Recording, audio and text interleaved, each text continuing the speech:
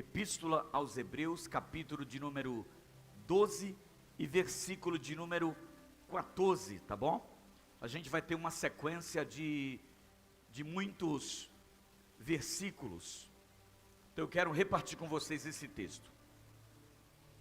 Mas eu quero que você leia, tá? É só a base é esse versículo. Eu gostaria que a igreja lesse. Vamos lá, no 3. 1, 2, 3.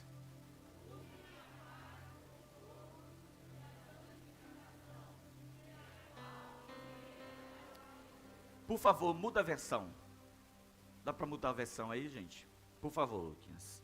Muda a versão para CR, para uma outra versão que diz, esse de busque, o outro texto diz, seguir, né?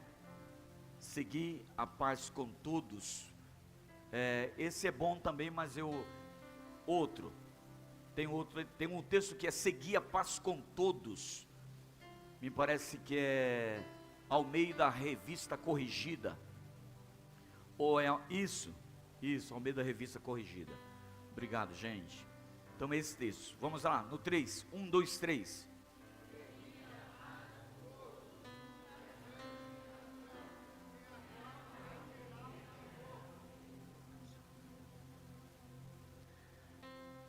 Eu quero repartir com vocês e quero pôr um tema para a gente trabalhar.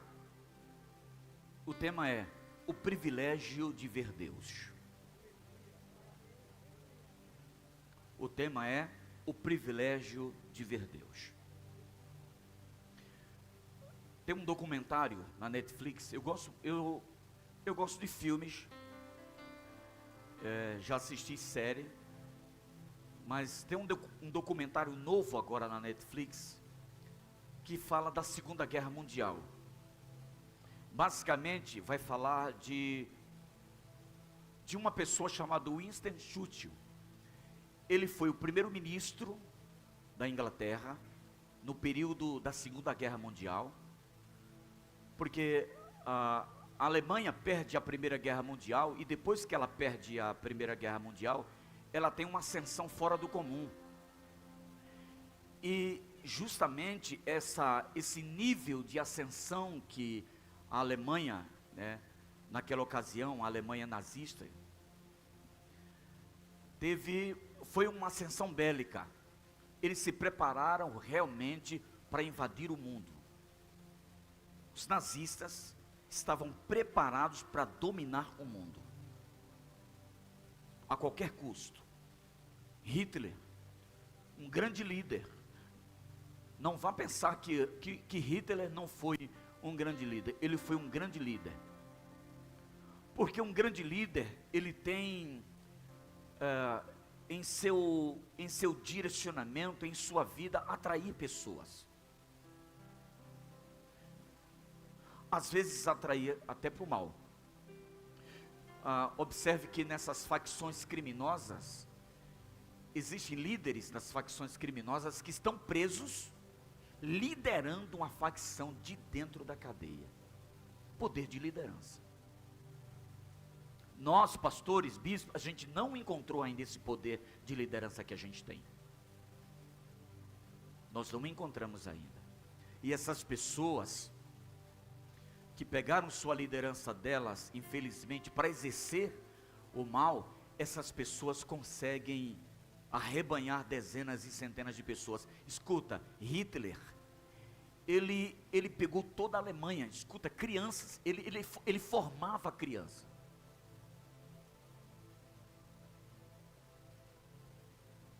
Praticamente os pais davam as crianças para o partido nazista, e o partido nazista formava crianças praticamente da idade do Bento, a exercer, irmãos, honra, em primeiro lugar, ao seu líder, que no caso era ele, e em segundo lugar, a sua nação, a supremacia dos alemães. A intenção do Hitler era essa, e olha, quase que ele conseguia. eu nunca fui tão profundo nesse documentário.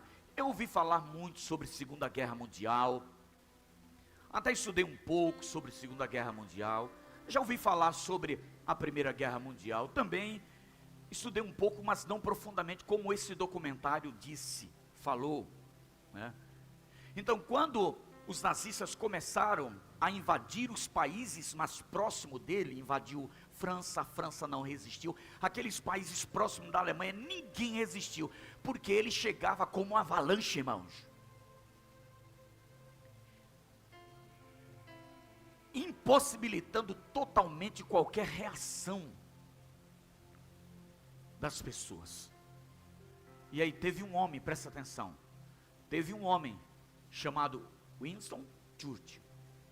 Esse cara, ele resistiu à Alemanha bravamente. Ele era primeiro-ministro da Inglaterra. Ele resistiu à Alemanha bravamente, quando ninguém, nem os Estados Unidos, porque naquela ocasião os Estados Unidos, anos anteriores, tinha sido atacado pelo Japão, né, em Pearl Harbor, vocês estão lembrados disso? E aí matou centenas de americanos numa ilha do Pacífico. E aí os Estados Unidos ficou durante um bom tempo, né, se preparando para fazer um ataque de destruição em massa, com as duas bombas nucleares sobre Hiroshima e Nagasaki, as duas cidades do Japão, que matou dezenas e centenas de milhares e milhares de pessoas. Então ninguém, somente ele. E olha, se não fosse ele, e depois para frente mais, lá na frente, depois que o Japão ataca os Estados Unidos, e aí eles pensam ainda em entrar na guerra, porque eles achavam que na realidade era problema deles, era problema da Europa, não tinha nada a ver. Só que depois Hitler foi invadiu também, bombardeou a Londres, bombardeou a Inglaterra, bombardeou a antiga União Soviética. Então ele vinha dentro de um processo de devastação muito grande, até que foi parado por esse homem, por esse primeiro-ministro da Inglaterra. Às vezes, presta atenção, tá? Às vezes, é preciso fazer uma guerra para ter paz. É preciso, às vezes, entrar em uma guerra para ter paz. Na maioria das guerras que nós entramos, não é para a gente entrar. Mas quando a gente perceber e entender que existe uma guerra para ser travada, e essa guerra vai gerar paz. Agora escuta, hoje, e naquela ocasião, todas as nações ali da Europa, e depois o mundo agradeceu. Por quê? Porque se ele não fizesse um processo de intervenção, a Alemanha nazista tinha conquistado praticamente o mundo, porque eles estavam realmente bem preparados para isso. Então alguém que resistiu bravamente à Alemanha nazista, foi ele que começou a resistência e contra-atacou a Alemanha nazista, para que o mundo daquela ocasião tivesse paz. E hoje podemos falar da Segunda Guerra Mundial, porque alguém se dispôs a entrar em uma guerra em prol da paz de toda a humanidade. Segui a paz com todos e a santificação, sem a qual ninguém verá o Senhor. Esse texto que nós acabamos de ler, que está em Hebreus capítulo de número 12 e versículo de número 14, esta epístola, que na realidade não se sabe quem escreveu, uma boa parte dos teólogos acreditam, né, que foi Paulo, mas a gente não tem essa certeza absoluta. Então dentro dessa epístola, para mim, esse é um dos textos mais conhecidos. E aí eu quero um pouco desse seu tempo, para a gente mergulhar aqui dentro desse texto, e o que é o que o escritor estava dizendo com seguir a paz, seguir a paz com todos e a santificação, sem a qual ninguém verá o Senhor? Em primeiro lugar, o contexto que essa frase, que esse texto está, seguir a paz com todos e a santificação, o escritor do livro de Hebreus está escrevendo para os cristãos judeus que viviam na Palestina. Esses cristãos estavam enfrentando muitas dificuldades e sofrimento por causa de sua fé. Inclusive, para alguns desses cristãos que estavam naquela região, o martírio era uma possibilidade real na perseguição implacável do século I. Então esse escritor, basicamente, estava escrevendo para esses irmãos que estavam vivendo uma das maiores perseguições de sua história. Então o escritor aos Hebreus escreveu uma carta encorajando os cristãos a permanecerem firmes em Cristo. Na primeira parte do capítulo 12, ele fala sobre quais as disciplinas divinas que a igreja e que os irmãos deveriam ter, e ele exorta aos irmãos em primeiro lugar. Hebreus 12, 1 ao 3, por favor meninos, coloca por favor, Hebreus 12, 1 ao 3, então ele exorta em primeiro lugar os irmãos a olharem somente para Jesus. Vamos lá. Portanto, nós também, pois que estamos rodeados de uma tão grande nuvem de testemunhas, deixemos todo o embaraço e o pecado que tão de perto nos rodeia, e corramos com paciência a carreira que nos está proposta, olhando para Jesus, autor e consumador da nossa fé, o consumador da fé, o qual, pelo gozo que lhe estava proposto, suportou a cruz, desprezando a afronta, assentou-se à destra do trono de Deus. Considerai, pois, aquele que suportou tais contradições, ou contradições dos pecadores contra si mesmo, para que não enfraqueçais, desfalecendo em vossos ânimos. E o que ele está dizendo é o seguinte: olhem para Jesus. A perseguição vai vir, as calúnias vão vir, e se possível, vão realmente levar vocês para o martírio. Agora não esqueçam que Jesus sofreu muito maior ultrajes do que você. Então faça o seguinte: olhem para Jesus, que é o único autor e consumador da sua fé. Segundo ponto, ele exorta os irmãos a aceitarem a correção de Deus. Em primeiro lugar, ele exorta os irmãos a olhar para Jesus, e em segundo lugar, ele exorta os irmãos a aceitar a correção de Deus. Capítulo 12, versículo de número 4 ao 6. Por favor, Luquinhas. 12, 4 ao 6. Olha só o que o escritor diz. Ainda não resististes até ao sangue, combatendo contra o pecado. E já vos esquecesses da exortação que argumenta convosco como filhos. Filho meu, não desprezes a correção do Senhor, e não desmaies quando por eles for repreendido, porque o Senhor corrige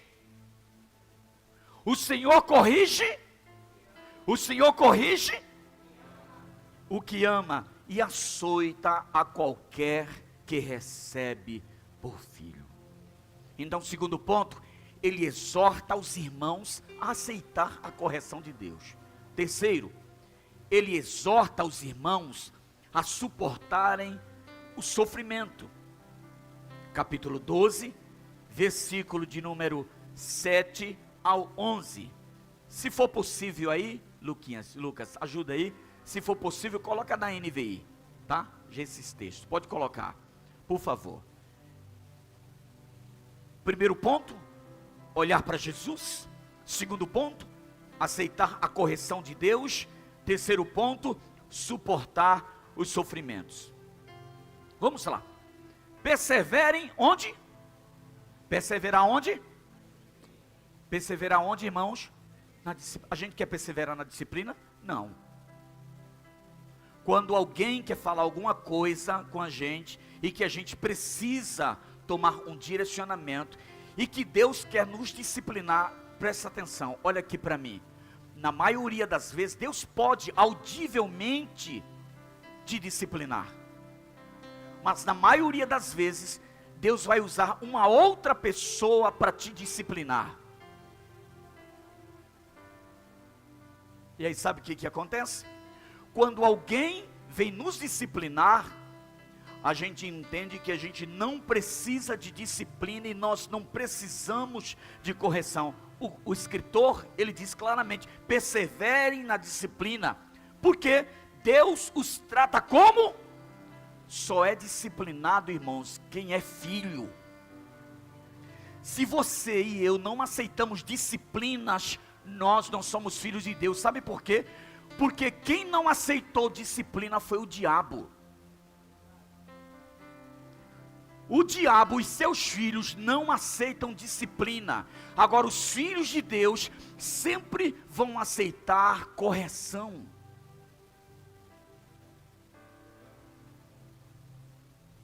Todavia, vocês, obrigado, todavia vocês, se vocês ficarem sem disciplina, da qual todos se tornaram participantes,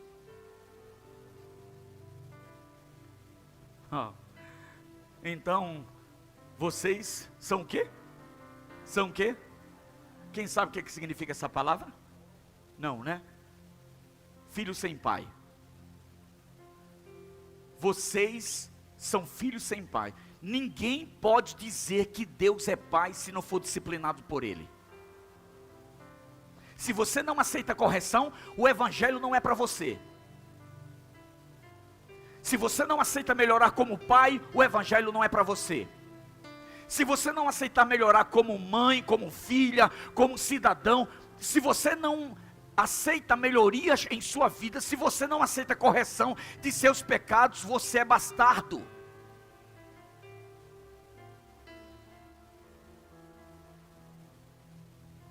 E bastardo é filho sem pai. E sabe o que significa filho sem pai? Filho sem pai é que todo mundo manda nele. Sabe o que significa paternidade? Proteção. Paternidade é proteger. E proteger, irmãos, também precisa de disciplina.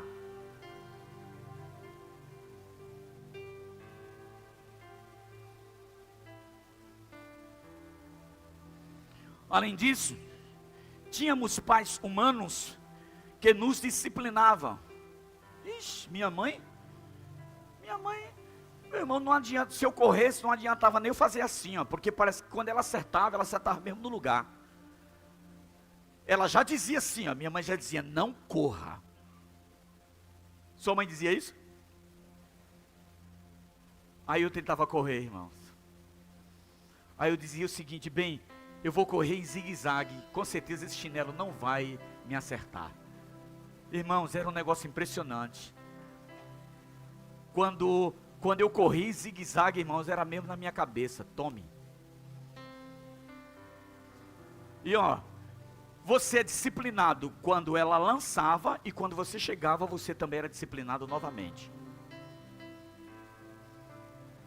E nós os respeitávamos. Quanto mais devemos submeter-nos ao Pai espiritual.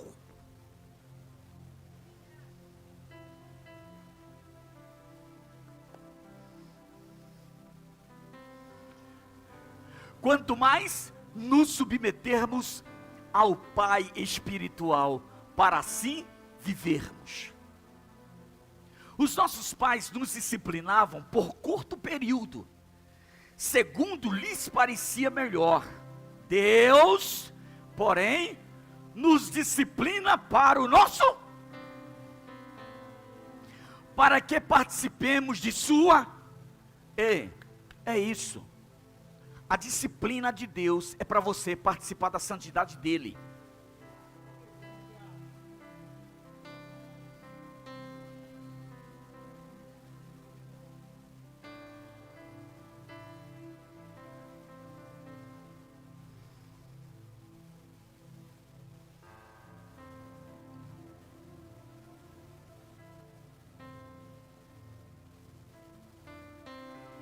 Quando você sentar na mesa com alguém e a pessoa não está andando em vida correta, está dando mau testemunho, está comprando e não paga,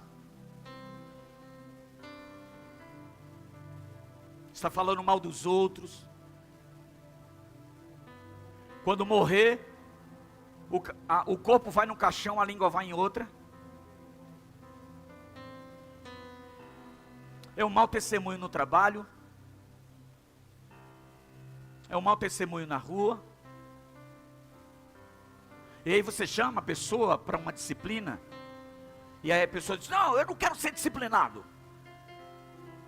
E aí disciplina, escuta, disciplinar não é jogar fora, disciplinar não é quebrar a pessoa, não é jogar a pessoa ao relento. Disciplinar é corrigir, para que a pessoa viva em Deus uma vida de santidade. O ano do cumprimento das promessas está vindo, 2025, é o ano do cumprimento das promessas, mas escute, Deus vai derramar as promessas que já estão prontas, claro que já é promessa, estão prontas. Deus vai derramar as promessas na vida de quem for disciplinado. Seja disciplinado nas suas finanças, seja disciplinado na sua vida em Deus, seja disciplinado em todas as circunstâncias de sua vida, porque se você não for disciplinado em sua vida financeira, em sua vida espiritual, como que você quer viver bem, equilibrado e organizado financeiramente, se você é indisciplinado?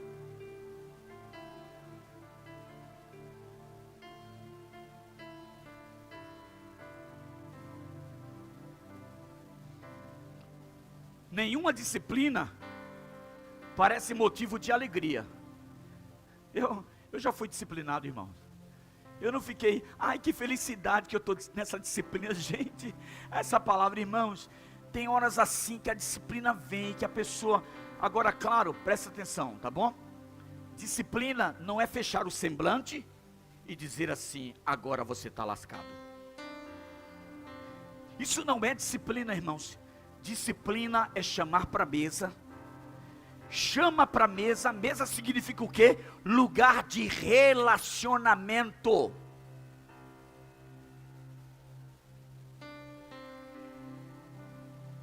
Em determinado momento, disciplina parece ser bem difícil mesmo. Eu vejo quem gosta de correr, quem gosta de crossfit. É fácil? É fácil?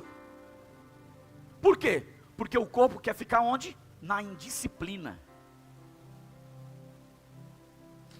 Irmãos, presta atenção. Se nós fôssemos disciplinados em todas as instâncias de nossa vida, não viveríamos como nós estamos vivendo.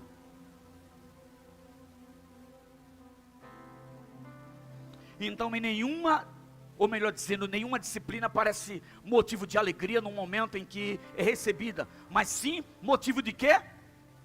É fato, porque disciplina vai produzir tristeza mesmo.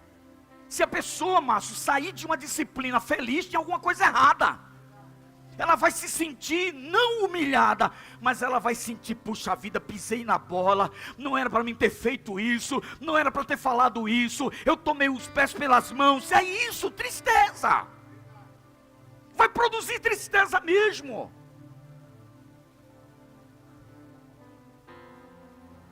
Aí ele diz, mais tarde, vírgula, no entanto, produz fruto de justiça e paz para aqueles que por ela foram exercitados.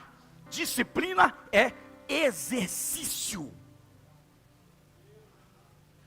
Uma igreja indisciplinada, líderes indisciplinados, pastores indisciplinados, dança indisciplinada, ministério, tudo que está dentro fora, melhor dizendo, da disciplina não tende a vingar.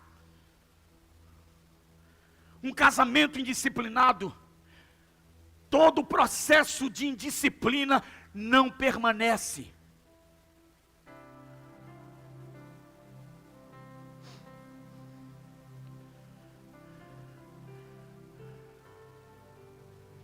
Só até aí. Quarto, então ele orienta a olhar para Jesus, aceitar a correção de Deus, suportar o sofrimento e, em quarto lugar, serem fortes. Aí vem esse versículo. Obrigado, Luquinhas. Pode colocar, meu filho. 12 e 13. Capítulo número 12, versículo número 12 e 13. Volta só no 12, volta no 12, Luquinhas, por favor. Vamos lá. Portanto, fortaleça o quê?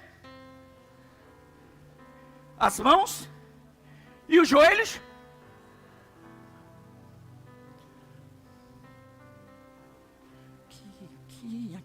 Aqui.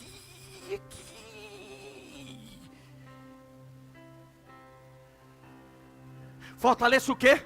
As mãos e o joelho.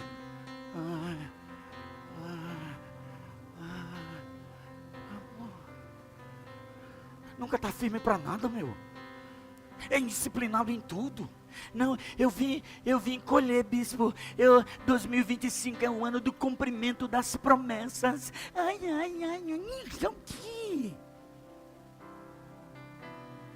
Aí ele diz, olha, versículo 13, Luquinhas. Façam o quê?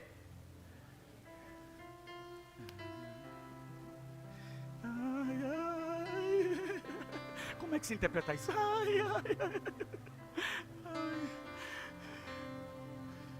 Façam caminhos retos para os céus, para que o manco não se antes seja.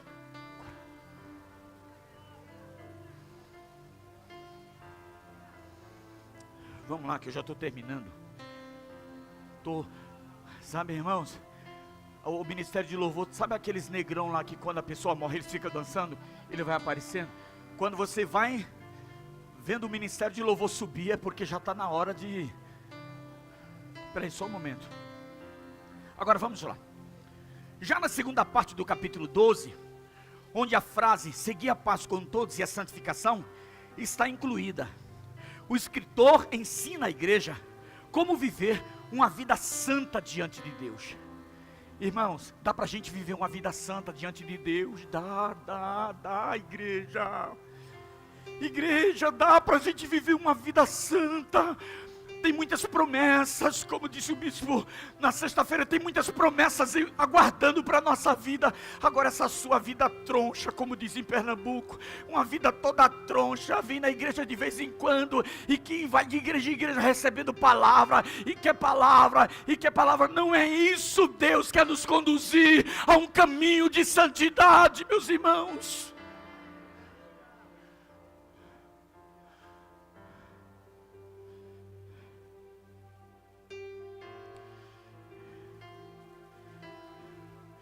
Ele indica aqui como ter uma conduta que agrada a Deus.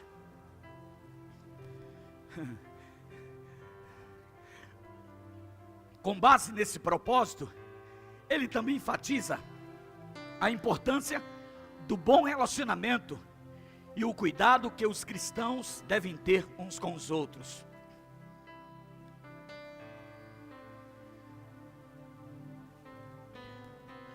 Então, já que entendemos o contexto,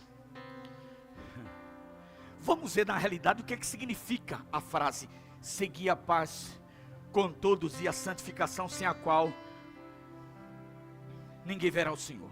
Segui a paz com todos, vamos fazer em duas partes, tá? Então primeiro vamos explicar, segui a paz com todos. Quando o escritor, ele diz, segui a paz com todos, ele está dizendo literalmente, corram em direção da paz. Irmão, mas tem crente que gosta de uma confusão. Ele anda, irmãos, na rua, assim, pronto para fazer uma confusão com as pessoas. Eu sei que não tem ninguém aqui, pela cara de vocês, eu acredito que vocês são muito em paz, que todo mundo gosta muito de paz, sim, entendeu? Eu sei disso. Agora, presta atenção, a ideia aqui, corram em direção à paz, é persigam. A ideia de correr é perseguir. A expressão grega utilizada por ele implica no sentido de empenhar toda a energia necessária para que esse alvo seja alcançado. O mandamento nesta frase é que devemos nos esforçar para construir um caminho de paz. Repita comigo: devemos nos esforçar. Não, peraí, vou te pegar, hein? Vamos lá, repita comigo: eu devo me esforçar para construir um caminho de paz. Eu sei que tem gente da nossa família que dá vontade da gente dar uns... Na sua não tem não, né? Nem levante a mão, pelo amor de Deus. Mas ele está dizendo: persiga insistentemente a paz.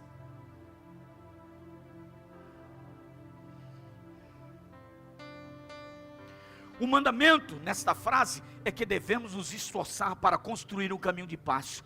O termo traduzido como seguir,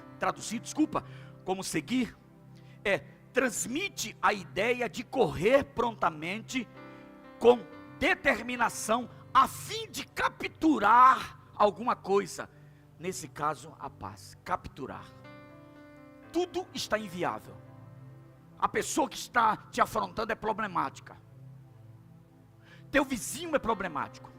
Aquele colega do trabalho não é fácil. Gente, ele já chega com a cara assim, não. Irmãos, tem gente que chega na segunda-feira todos. Eu tinha um chefe, faz muito tempo. Eu tinha um chefe, eu trabalhava na padaria 15, lá no Largo 13. Eu era confeiteiro lá. Irmãos, o meu chefe de confeitaria, Mário. Irmãos, aquilo, meu Deus, era o cão ele.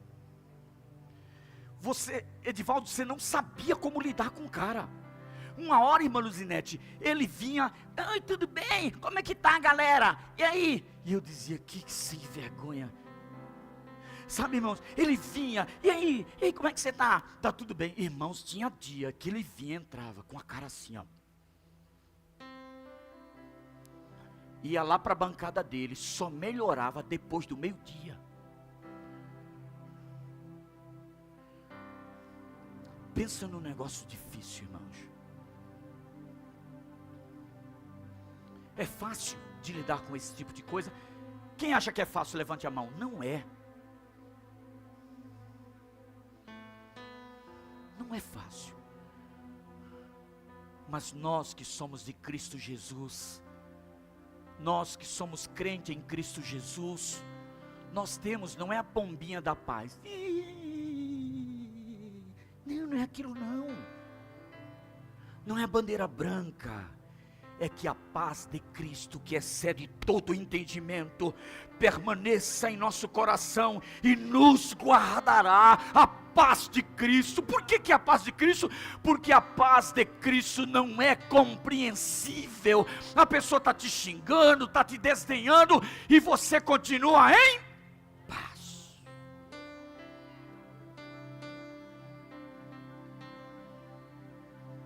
Dá um aplauso aí, irmãos.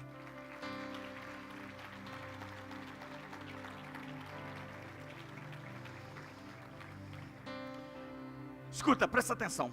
Paz é uma virtude do Espírito Santo. Ela parece intimamente relacionada a outras virtudes mencionadas. Esse eu não coloquei, não precisa, viu, Luquinhas? Por Paulo em Gálatas 5:22, especialmente com amor e alegria. Na verdade, a sequência que o apóstolo Paulo estabelece é amor, alegria e paz. Essa ordem é facilmente compreendida, pois como pode haver alegria se não houver amor? Como ter paz se falta alegria?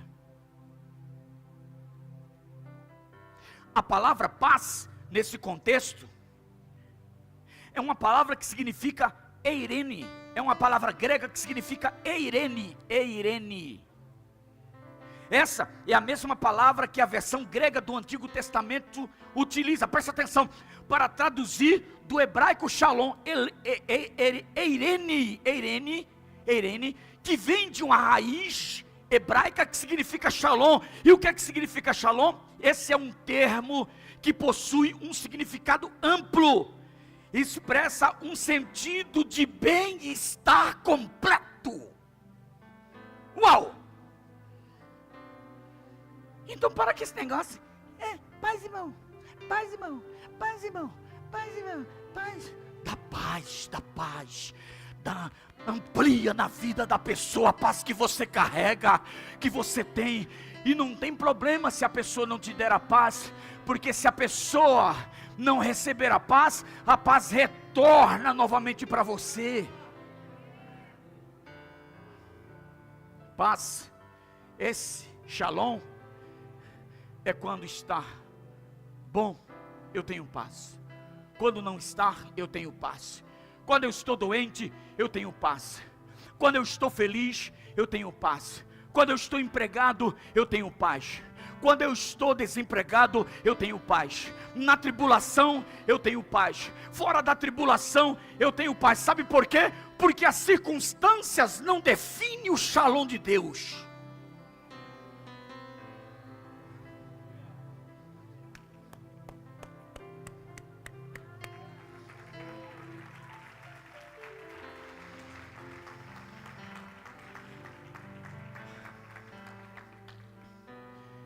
Quem está em você, quem mora em você, é o príncipe da paz.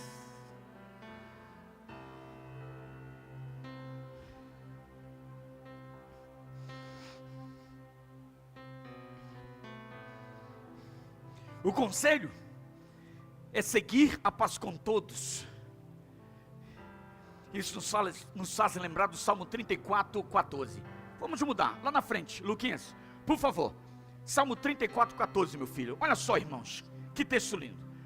Salmos 34, versículo de número 14. Olha, eu achei esse texto fora do comum.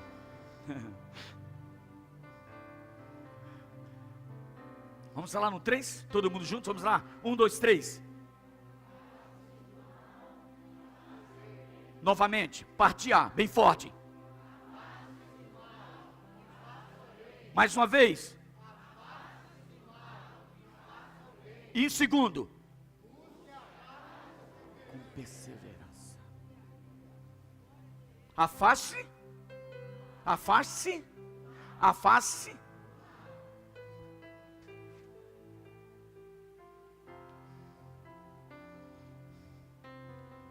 Agora vamos lá, para a gente fechar. E a santificação, bispo? Onde é que fica a santificação aí?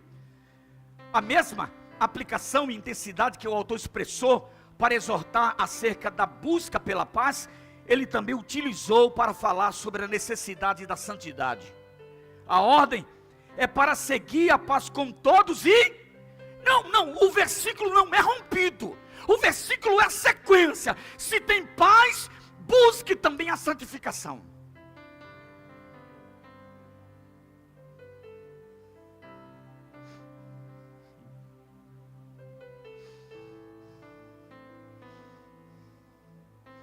Isso significa que a busca pela paz é inseparável da santificação.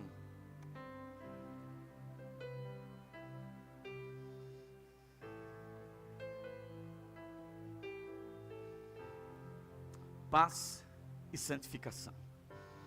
A santificação é um processo que ocorre durante toda a vida de quem verdadeiramente foi remido, o redimido.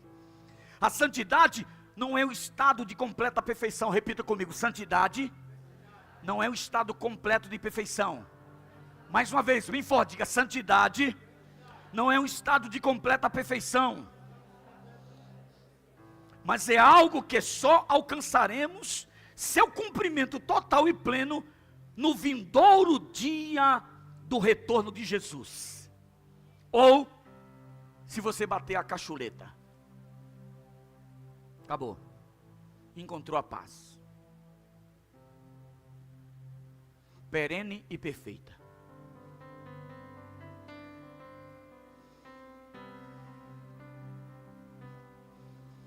Nesse mundo, ainda estamos sujeitos ao pecado, mas através da santificação, nós vamos mortificando nossa carne e nos submetendo à vontade de Deus.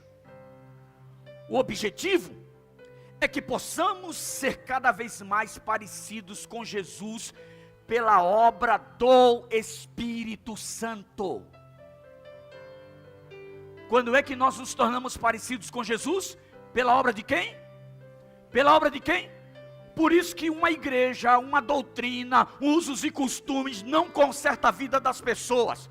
Porque a pessoa pode vestir uma capa de santo, mas sua vida ser um desastre. Porque só quem pode mudar completamente de dentro para fora a vida de um indivíduo chama-se Espírito Santo. Já vem eles, ó. Vem chegando assim, devagar, ó.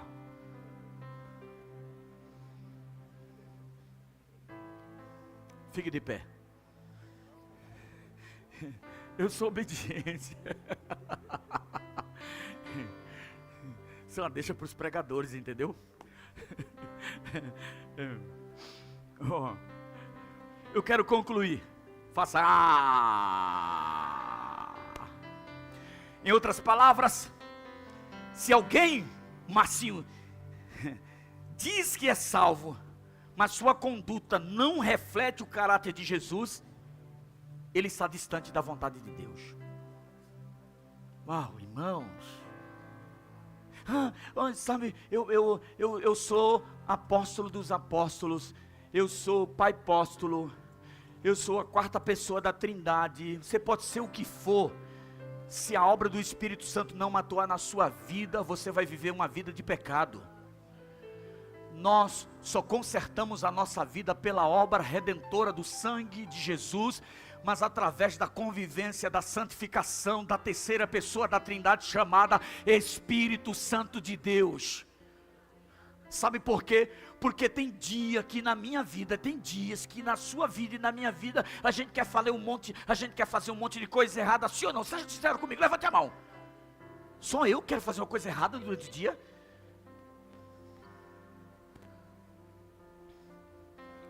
Tem dia, irmãos, que eu levanto querendo fazer churrasquinho de ovelha. Gostei.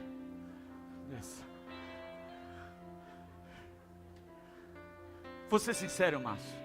Verdade, bispa.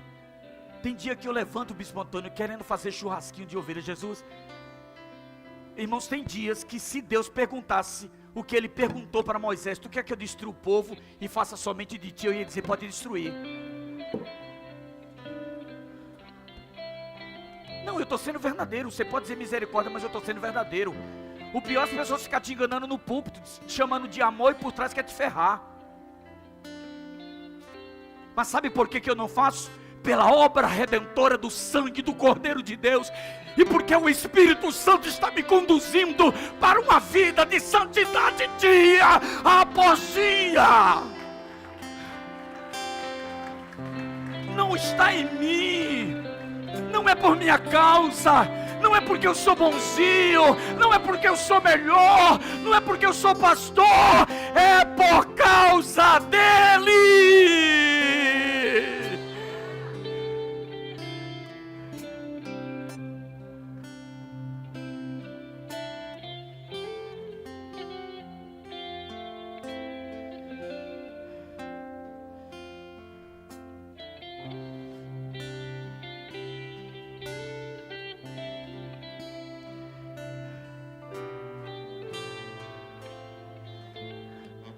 Posso falar uma coisa?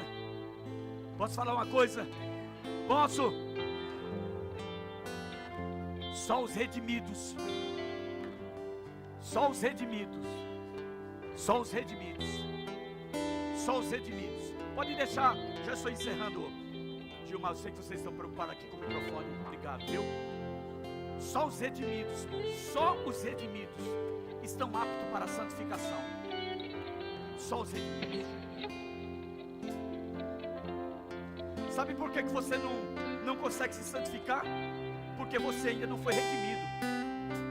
Você precisa aceitar Jesus, entregar sua vida para Ele e deixar que o processo de mudança Ele te ajuda a fazer.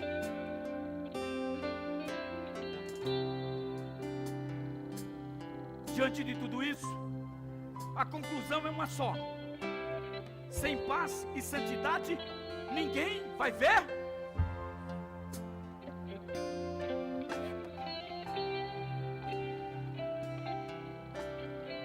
Nosso Deus é amor, mas também é igualmente santo e justo. Nenhum de seus atributos pode ser depreciado. Nenhum dos seus atributos pode ser depreciado, irmãos. Apesar dos homens muitas vezes pensarem que sim, muitas pessoas distorcem a verdadeira revelação de Deus através das Escrituras. Deus te ama, mas se você e eu não entrarmos num processo de santificação, nós não podemos ver Deus. E quando você partir dessa vida para melhor, sabe quem é que você vai encontrar do outro lado? Se não tiver santificação, ó. Aí vai dizer assim, ó: ah, que alegria te receber aqui.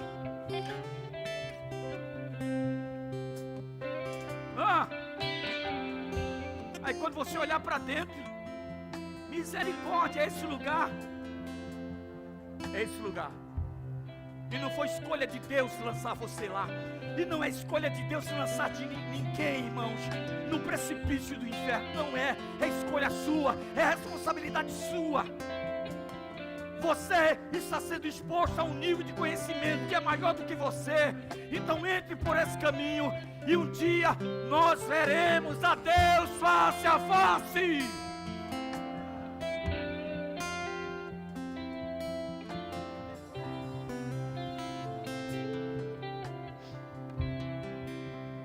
A única conclusão que eu tiro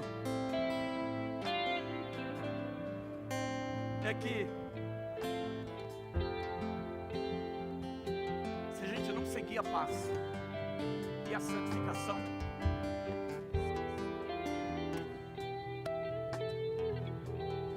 bispo, eu vou continuar aqui dando uma fumadinha aqui, eu vou continuar aqui, sabe, tomando umas brejinhas aqui, eu vou continuar aqui falando os palavrão, eu vou continuar aqui falando mal dos outros, eu vou continuar aqui desonrando os outros, eu vou continuar aqui dando mau testemunho.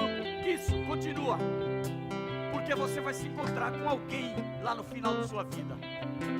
Eu oro e torço que nesta manhã, todos que estão me ouvindo aqui, presencial e online, nós possamos nos encontrar com Deus e Ele olhar para nós, levando suas mãos e dizer assim: vinde bendito de meu Pai, e possuir por herança o reino dos céus que está preparado antes da fundação do mundo.